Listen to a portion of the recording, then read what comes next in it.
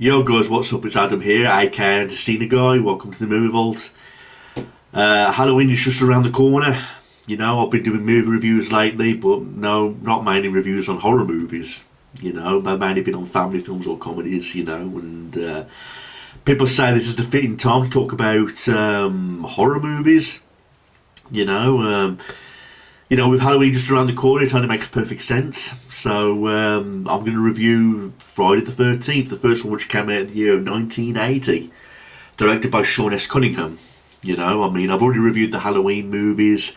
There's no point re-reviewing those all over again. So, and I'm glad I put that franchise to rest because I've got mixed emotions about the Halloween franchise. You know, there's so many fuck-ups in that franchise where, as this franchise, Friday the 13th, there's only one Friday the 13th movie I dislike, and that's Jason X. I like all the rest, and yes, I even like Jason Goes to Hell and Jason Takes Manhattan. Yes, I like those movies.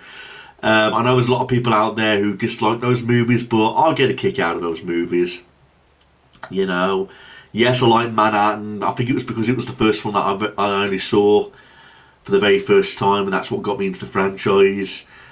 I think Jason Goes to Hell is a fun ride, a fun gory ride. I mean, we saw Jason in a different light in that movie, you know, where he's got these supernatural powers and everything, but those reviews for a different day.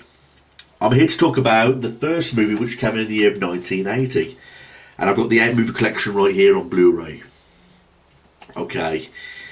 Now, hopefully I'll get everything covered in this movie because the first movie, it's so simple. I mean, it's such a simple concept. What could be said that hasn't been said already about Friday the 13th, the first movie? It's an American slasher horror film, produced and directed by Sean S. Cunningham, written by Victor Miller. Stars Betsy Palmer, Adrienne King, Harry Corsby, Laurie Bartman, Mark Nelson, Janine Taylor, Robin Morgan, and of course Kevin Bacon. You know, I mean, I didn't know Kevin Bacon was in this movie when I saw it for the first time, and then when I saw this movie for the first time, Friday the 13th, I was like, hey, that guy looks familiar, it's Kevin Bacon, you know, and I mainly remember him from The Hollow Man. But Kevin Bacon has also been in almost on numerous roles, and they're all young actors in this movie.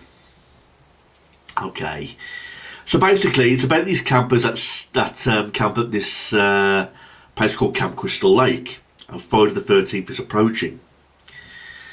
And basically they tell the story around the campfire that like you usually do in horror situations, you know, you tell ghost stories around the campfire.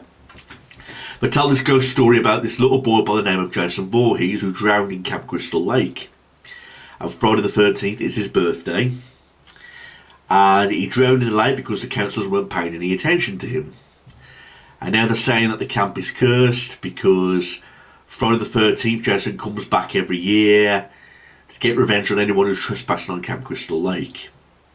You know, and from then on in the movie, one by one, all the campers get killed off one by one.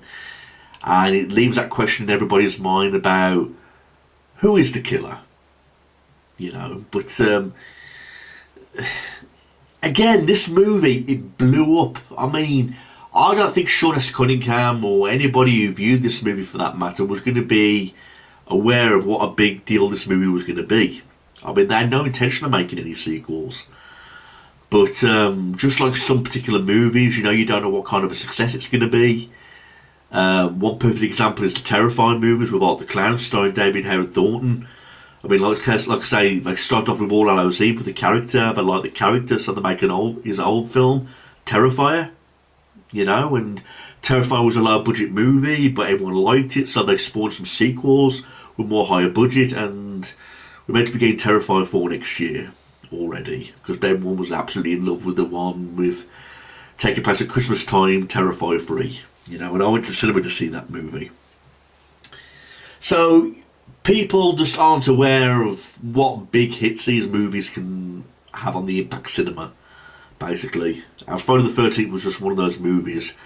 They had no intention of bringing the Jason Voorhees character into play, because he's not the killer in this movie. People keep forgetting that. I mean, there's so many memorable scenes in this movie. I mean, I have to say my favourite death in this movie had to be Kevin Bacon's death, where he's laying on the bed and the arrow goes through his throat. Great practical effects. There's another camper who gets raised in the air and placed on some anklers. You know, head's been cut off, throat's been slashed. And when you're watching this movie for the first time, you kind of think that Jason's doing all these crazy things to all these campers. But we learn it's not, because the late Betsy Palmer, who plays Pamela Voorhees, turns up right at the end of this movie, and she reveals that she was the cook at the camp, and she was there when her son drowned, you know, and it drove her mentally insane. And Friday the 13th is his birthday, which she reveals, but due to the death of her son, it's drove her insane, and she's the one been doing all the killings, you know. So what's so funny about this is the fact that Pamela Voorhees is a middle-aged old lady, and you think to yourself, did she really cause all this chaos? Did she have the wrestler's strength, you know, to hold Kevin Bacon down on the bed and drive the arrow through his throat? Did she have the strength to lift up that guy and lift up that victim and place her on the anklers? You know, you think to yourself, is an old lady really capable, and does she have the strength to do all these killings? You know, but it's a movie. I get that, it's a movie. It's not to be taken seriously, you know, and I get that, you know, but there's always some viewers out there who think to themselves, you know, it's like action movies when you think to yourself, you know, like when Arnold Schwarzenegger is in that film Commando, and they keep on saying to themselves, where's he getting the ammo for all these guns, you know, that he keeps on shooting all these guys with, you know, you know. Well, in here it's the same case. You think to yourself, how's an old lady capable of doing all this chaos, you know, a middle-aged old lady, you know. I've not met Betsy Palmer, she's passed away now, God bless her soul, but I have met Adrian King, you know. A friend of mine, Matthew, is a big Jason Voorhees fan. We went to a horror con to visit some cast members of Friday the 13th, and we met Adrian King, and she's a very sweet lady, you know, of course. She always gets questioned about her fight with Betsy Palmer on the end sequence, you know, where she decapitates Pamela Voorhees by cutting off her head, you know. Don't forget this movie came out in 1980, by the way, and the effects in this movie are very impressive. You know, cutting off her head looked really so realistic for its time. You know, she always gets asked about that scene, you know, by all the horror fans. Saying, because I mean, this was shot at night time, you know, they're brawling on the beach, and they're actually scrapping and brawling on the beach. Pamela Voorhees has been insane. She's hearing all these voices in her head saying, kill her, mummy, kill her, mummy, kill her, mummy. Like if Jason's still talking to her, and it's driving her really insane. And again, she's doing all these killings, and now she's determined to kill Adrian King's character, but unfortunately for her head gets cut off. You know, and it's not revealed as later down the line, when they made some sequels, that Jason Voorhees may have witnessed her mother's head being cut off. Because after Friday the 13th Part 1, we get spawned all the sequels, like Friday the 13th Part 2, 3, the final chapter, you know, and all those other films, New Beginning, New Blood, and we get introduced to all them sequels where Jason Voorhees is the main killer. You know, and in part 2 and 3, it makes you wonder if did he really witness his mother's head being cut off, and was he watching the whole time, you know. But like I says, this movie blew up, you know. The fan base of this movie is just unreal. I mean, like I says, I was not aware that this movie was going to blow up, because I mean, Halloween came out before Friday the 13th, and again, it's a similar movie, but you can also see its differences also. I mean, I think Sean Hess Cunningham did a great job of this movie. You know, I mean, there's that lawsuit going on in real life, you know, which is why you're not seeing any Friday the 13th movies anytime soon. You know, the rights and all that kind of shit. I mean, I'm not sure if they're resolved. I mean, I think they are. I mean, I'm not up to date with it. But there was like a lawsuit going on, you know, where no Friday the 13th movies where they were being made because of the rights to the franchise and all that kind of shit. You know, but I like the first Friday the 13th. It's a nice little watch. Like I said, I've got it on Blu-ray here in this little set. It's a must-see for all horror movies. I think every horror movie knows by now who Jason Voorhees is and who what Friday the 13th is all about. It's a great slasher.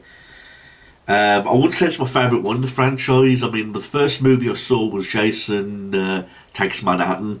That was the first one I saw when I was about 14 years of age. Just remembering Jason walking through the Times Square, kicking the boombox. And when I looked it up, I couldn't believe how many sequels there were and how many movies there were of Friday the 13th. I was like, which one was the one that I saw? It's only obvious it's Manhattan because it was in New York Times Square. So then I started watching them from the very, very, very, very beginning and then worked my way up. I got my friend Matthew addicted to the Friday the 13th movies because I'm more of a Freddy Krueger fan. I'm a fan of Nightmare on Elm Street, so you can tell, you can only imagine all the arguments we have about who the better guy is between Freddy and Jason. And they made a spin-off, a versus between Freddy versus Jason as well, which I'll review later on down the line. But yeah, this Friday the 13th is the uncut version. And there's actually some special features in this as well from the set that I've got. I mean, when I open it up, it contains the uncut Friday the 13th, the first movie. Then we get part 2, part 3D, the final chapter, New Beginning, Jason Lives, The New Blood, Jason Takes Manhattan.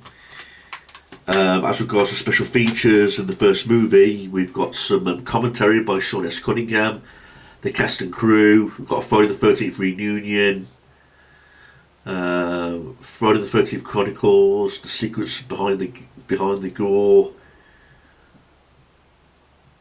There's actually some much special features, so for those of you who have this set, I really do suggest you check out the special features also, because it's also an interesting watch about how they made Friday the 13th, how it all came about. You know, there's interviews with the cast and crew and some very interesting stuff. Okay. But like I say, it grew into one big massive franchise, and I don't think I was aware of how big this movie was going to be. It just goes to show how movies can be a simple concept and people get drawn into it and they make all these different sequels, you know, turning it into one big franchise. Where if you look at that similar film to Friday the 13th, The Burning, that didn't spawn any sequels. So it just goes to show how certain movies make it big. And that was the case in the first Friday the 13th movie. You know, so it's a must watch. I recommend it for all horror movie fanatics. You know, I mean, some people say they didn't really take an interest in Friday the 13th until Jason Voorhees shows up. You know, just like my friend Matthew, you know, he likes the first movie, but